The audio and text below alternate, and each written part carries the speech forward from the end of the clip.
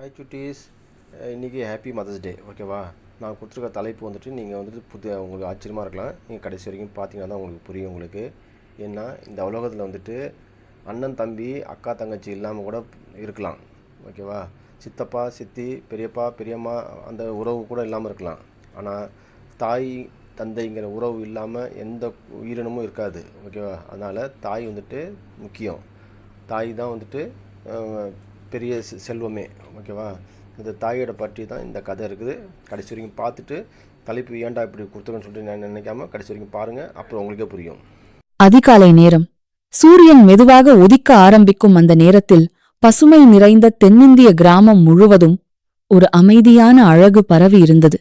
பறவைகளின் இனிய குரலும், தென்றல் காற்றில் அசையும் தென்னை மரங்களும், வயல்வெளிகளில் மின்னும் பனித்துளிகளும் அந்த காலையை இன்னும் அழகாக மாற்றின. அந்த சிறிய கிராமத்தில் தனது அன்பான அம்மா லட்சுமியுடன் வாழ்ந்து வந்தான். சிறுவன் அரவிந்த். எளிமையான வாழ்க்கை இருந்தாலும் அன்பு நிறைந்த குடும்பம் அது. அரவிந்தின் உலகமே அவன் அம்மாதான். தினமும் போல அந்த காலையிலும் லட்சுமி மெதுவாக அரவிந்தின் அருகில் வந்து, அரவிந்தா, எழுந்திருப்பா, பள்ளிக்கு நேரமாகுது என்று அன்பாக அழைத்தாள். தன் அம்மாவின் குரலை கேட்டவுடன் அரவிந்த் சிரித்தபடி கண்களை திறந்தான்.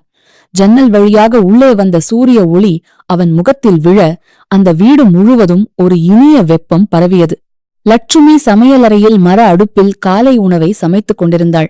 அடுப்பிலிருந்து எழும் புகையும் சாப்பாட்டின் வாசனையும் அந்த வீட்டை முழுவதும் நிரப்பியது. அரவிந்த் மகிழ்ச்சியாக மேசையில் அமர்ந்து சாப்பிட்டுக் கொண்டிருந்தான். அவன் சாப்பிடும்போது கூட லட்சுமி அன்பாக அவன் தலைமுடியை சரி செய்து, மெதுவா சாப்பிடுப்பா என்று கவனித்துக் கொண்டிருந்தாள். சாப்பாடு முடிந்ததும் அவனுடைய பள்ளிப்பையை ஒழுங்காக தயார் செய்து மதிய உணவு பெட்டியையும் அன்பாக வைத்துக் கொடுத்தாள். அரவிந்த் பள்ளிக்குச் செல்ல தயாரானான். வீட்டை விட்டு வெளியே வந்தபோது காலை சூரிய ஒளியில் அந்த கிராமம் இன்னும் அழகாக தெரிந்தது. நண்பர்களுடன் பேசிக்கொண்டே பசுமையான மரங்களின் நடுவே உள்ள மண்ணுப்பாதையில் மகிழ்ச்சியாக பள்ளிக்குச் சென்றான் அரவிந்த்.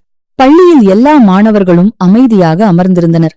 ஆசிரியர் வகுப்பறைக்குள் வந்து கரும்பலகையில் பெரிய எழுத்துக்களில் ஹாப்பி மதர்ஸ் டே என்று எழுதினார். அந்த வார்த்தைகளை பார்த்தவுடன் மாணவர்கள் அனைவரும் ஆச்சரியமாக பார்த்தனர். ஆசிரியர் சிரித்தபடி, குழந்தைகளே, நம் வாழ்க்கையில் மிக முக்கியமான நபர் யார் தெரியுமா?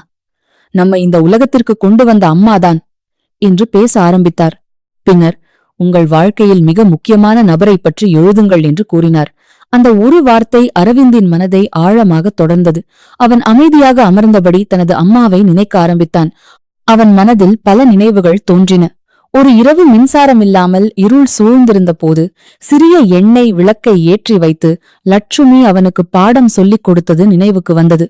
நீ நல்லா படிச்சாதான் பெரியவனாக முடியும்பா என்று அவள் சொன்ன வார்த்தைகள் அவன் காதுகளில் மீண்டும் ஒலித்தது. மற்றொரு நினைவில் லட்சுமி அவனுக்கு அன்பாக உணவு ஊட்டியதும், அவன் உடம்பு சரியில்லாத போது இரவு முழுவதும் தூங்காமல் அவனை பார்த்து கொண்டதும் நினைவுக்கு வந்தது. அவன் சிறிய ஆசைகளுக்கு கூட முக்கியத்துவம் கொடுத்து வாழ்ந்தது அவன் அம்மாதான்.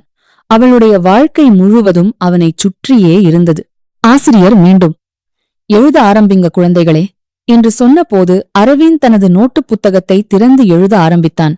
என் வாழ்க்கையில் மிக முக்கியமான நபர் என் அம்மா என்று அவன் முதல் வரியை எழுதும்போது அவன் கண்களில் ஒரு உணர்ச்சி தெரிந்தது. அவன் எழுதிய ஒவ்வொரு வார்த்தையிலும் தன் அம்மாவின் அன்பும் தியாகமும் இருந்தது. வகுப்பறை முழுவதும் அமைதியாக இருந்தது. எல்லோரும் எழுதிக் கொண்டிருந்தார்கள். ஆனால் அரவிந்த் மட்டும் தனது இதயத்தை முழுவதும் அந்த கட்டுரையில் ஊற்றிக் கொண்டிருந்தான். சில நேரம் கழித்த ஆசிரியர், யாராவது வந்து வாசிக்க விரும்புகிறீர்களா என்று கேட்டார். அரவிந்த் மெதுவாக எழுந்து நின்றான். அவன் கையில் இருந்த நோட்டு புத்தகம் சற்று நடுங்கிக் கொண்டிருந்தது. ஆனாலும் தைரியமாக முன் வந்து தனது கட்டுரையை வாசிக்க ஆரம்பித்தான். என் அம்மா எனக்கு எல்லாமே. நான் சிரிக்க காரணம் அவள், நான் படிக்க காரணம் அவள், நான் நல்ல மனிதனாக வளர காரணமும் அவள்தான் என்று அவன் உணர்ச்சியுடன் பேச ஆரம்பித்தான். அவன் சொன்ன ஒவ்வொரு வார்த்தையும் ஆசிரியரின் மனதையும் மாணவர்களின் மனதையும் தொட்டது. சில மாணவர்கள் அமைதியாக அவனை பார்த்து கொண்டிருந்தனர். ஆசிரியரின் கண்களிலும் பெருமை தெரிந்தது. அவன் வாசித்து முடித்தவுடன் வகுப்பறை முழுவதும் கைதட்டல்கள் ஒலித்தன. ஆசிரியர் பெருமையுடன், மிக அருமை அரவிந்த் என்று பாராட்டினார். அந்த நாள் மாலை சூரியன் மெதுவாக மறைய ஆரம்பித்தது. வயல்வெளிகள் முழுவதும் தங்க நிற ஒளி பரவியது. அரவிந்த் அமைதியாக வீடு திரும்பிக் கொண்டிருந்தான். அவன் மனதில் முழுவதும் அம்மா பற்றிய எண்ணங்களே இருந்தன. வீட்டுக்குள் நுழைந்தவுடன் சமையலில் இருந்த லட்சுமியை பார்த்தான். ஒரு நொடி கூட யோசிக்காமல் ஓடி வந்து அவளை கட்டித் தழுவினான். திடீரென அவன் இப்படி அணைத்ததால் லட்சுமி ஆச்சரியப்பட்டாள். என்னடா அரவிந்த் என்று சிரித்தபடி கேட்டாள். உடனே அரவிந்த் அவளை பார்த்து ஹாப்பி மதர்ஸ் டே அம்மா என்று மனமாற கூறினான். அந்த வார்த்தையை கேட்டவுடன் லட்சுமியின் கண்களில் ஆனந்த கண்ணீர் மலர்ந்தது.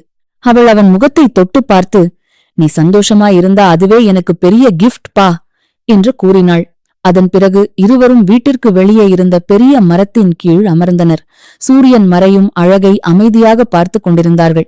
அந்த மரத்தின் வேர்கள் எப்படி அந்த மரத்தை தாங்கி நிற்கிறதோ அதுபோல ஒரு தாய் தனது குழந்தையை வாழ்நாள் முழுவதும் தாங்கி பாதுகாக்கிறாள் என்பதை அரவிந்த் அந்த நாளில் உணர்ந்தான். பின் அருகிலிருந்த ஜீமா சூப்பர் மார்க்கெட்லே போய் அம்மாவுக்கு நல்ல கிஃப்ட் வாங்கி கொடுத்தான். அந்த கடையில் அனைத்து பொருட்களும் மலிவாகவும் தரமானதாகவும் இருந்தன. அன்று இரவு தூங்கப் போகும் முன் அரவிந்த் ஒரு விஷயத்தை மனதில் நினைத்து கொண்டான். தாய்க்கு என்று ஒரு நாள் மட்டும் போதாது, அவளை தினமும் மதிக்க வேண்டும் என்று. உண்மையில் தாய் என்பது இந்த உலகில் கிடைக்கும் மிகப்பெரிய வரம். நாம் விழும்போது தூக்கி நிறுத்துபவள் தாய், நாம் சோகமாக இருக்கும்போது சிரிக்க வைப்பவள் தாய், நாம் வெற்றி பெற வேண்டும் என்று தன்னுடைய கனவுகளையே தியாகம் செய்பவளும் தாய்தான்.